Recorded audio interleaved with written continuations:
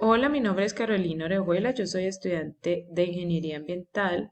Actualmente estoy cursando la materia Biología Ambiental en la fase 2 de osmorregulación y ósmosis en los seres vivos. En esta fase se realizó un experimento para ver cómo es el proceso de la ósmosis, lo que consistía en coger tres vasos con agua, tres pedazos de papa que fueran de tamaño similar. Entonces se enumeraron los vasos. En el vaso uno se agregó agua, media cucharada de sal y la papa. En el vaso 2 se agregó el agua, 4 cucharadas de sal y la papa. Y en el vaso 3 se agregó el agua y la papa y a este no se le agregó sal. En el día uno debíamos, que era el día inicial, se debía medir el diámetro y el grosor y debía describirse cómo era la consistencia de la papa. En el día 2, que era después de 24 horas, debíamos medir el diámetro, el grosor y la consistencia. Y en el día 3 debía medirse de nuevo el diámetro y el grosor y ver cómo estaba la consistencia de la papa. Como podemos observar, algunos conservaron sus medidas y algunos se encogieron su tamaño. Al realizar este experimento podemos observar cómo se produce el proceso de ósmosis, que es donde se da el paso del agua a través de la membrana semipermeable. Esto permite que haya una entrada y una salida de agua y minerales. Al tener la papa en los vasos con diferentes concentraciones de sal, se puede analizar cómo unas se encogieron y otras se expandieron. Y esto se da porque al estar la papa formada por células en el vaso que no tiene sal, este contiene más agua que las células de la papa. Por ende, la concentración de sales de la papa es mayor. Y entendiendo esto, para que haya un equilibrio, el agua entra por las células de la papa para igualar concentraciones y ésta aumenta su tamaño. En el vaso con mayor concentración de sal, el agua tiene más sales que la papa, lo que conlleva a que la papa pierda agua para que haya un equilibrio, lo que hace que la papa pierda su tamaño, su dureza cambie y el color de la papa se vuelva más oscuro porque las células empiezan a morir. En este experimento pudimos identificar que la solución hipertónica se dio en el vaso con mayor concentración de sal, ya que la papa perdió agua, lo que ocasionó que sus células empezaran a morir.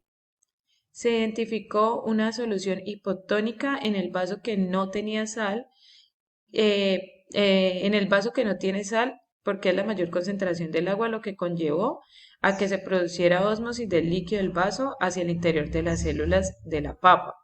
Y en la isotónica se vio en el vaso en el que no, en el otro vaso que no tenía ni sal, porque este no tuvo ni pérdida ni ganancia de agua.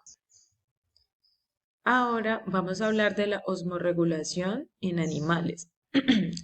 Las planarias poseen protonefridios como órganos excretores. Estos están constituidos por células flamígeras que funcionan fundamentalmente como un sistema osmorregulador, provistas de cilios y una desembocadura tubular que termina en un poro excretor llamado nefridióporo. Las células flamígeras favorecen por medio de sus cilios la movilización de agua, sales y minerales y amoníaco hacia el tubo excretor. A lo largo del tubo excretor se reabsorbe parte del agua y sales minerales y los desechos salen por el nefridióporo.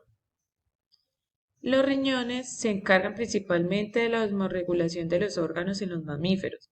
Estos filtran la sangre y mantienen la concentración de iones en los fluidos del cuerpo y están formados por tres regiones: la corteza, la médula y la pelvis. Los vasos sanguíneos que transportan la sangre hacia y desde los riñones surgen de la aorta y se funcionan con la vena cava inferior. La nefrona es la unidad funcional del riñón. Esta filtra la sangre activamente y genera la orina, la cual deja los riñones a través de los uréteres y se almacena en la vejiga urinaria. La orina se evacúa del organismo por medio de la uretra. La osmorregulación en las plantas.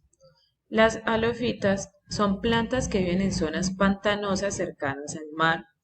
Estas deben absorber agua de un suelo de este tipo que tiene una mayor concentración de sal y por lo tanto un menor potencial hídrico. La función de las vacuolas en la osmorregulación de los halofitos es que éstas aumentan su volumen acumulando agua en las vacuolas de las células de los tallos y las hojas. Esto con el fin de disminuir la concentración de las sales. El aumento del volumen de la vacuola permite una mayor acumulación de iones tóxicos. Los estomas son capaces de confinar el exceso de sales en su extenso sistema radicular y en las partes más bajas del brote con el objetivo de restringir la translocación hacia el resto de la planta. La cutícula ayuda con la protección contra la desecación y las raíces posee una capa protectora externa y una membrana interna con ceras que filtran las sales, dejando el paso de algunas de ellas en determinadas. Las xerofitas son aquellas plantas y vegetales que están adaptados a vivir en un ambiente seco o en un medio con poca agua disponible. Se trata básicamente de plantas que están especialmente adaptadas para vivir en lugares con escasez de agua, como por ejemplo los desiertos. Las vacuolas almacenan el agua, que es muy útil para las plantas, y los estomas son células de las epidermis con un poro en el medio que sirve para difundir el oxígeno y el dióxido de carbono para que usen las células del interior en la respiración y en la fotosíntesis. La cutícula es la responsable de la permeabilidad del agua y las raíces forman una compleja y enorme estructura y esto se debe a que ellas deben de tratar de absorber la mayor cantidad de agua posible cuando esta misma se presente. Algunas de las raíces son muy profundas y pueden alcanzar zonas húmedas del subsuelo. Entonces, estas se cargan de absorber y retener el agua durante largos periodos de tiempo para poder sobrevivir a climas extremos. ¿Cómo puede incidir el cambio climático en el proceso de la osmorregulación de animales acuáticos en ecosistemas marinos? El cambio climático influye, ya que estas variables fisicoquímicas y biológicas cambian la calidad del agua y esto puede sugerir que los efectos del cambio climático en los cuerpos del agua afecten la salinidad y por consiguiente el crecimiento poblacional, el desarrollo de las funciones normales y esto va afectando la reproducción de los sistemas acuáticos. Muchas gracias.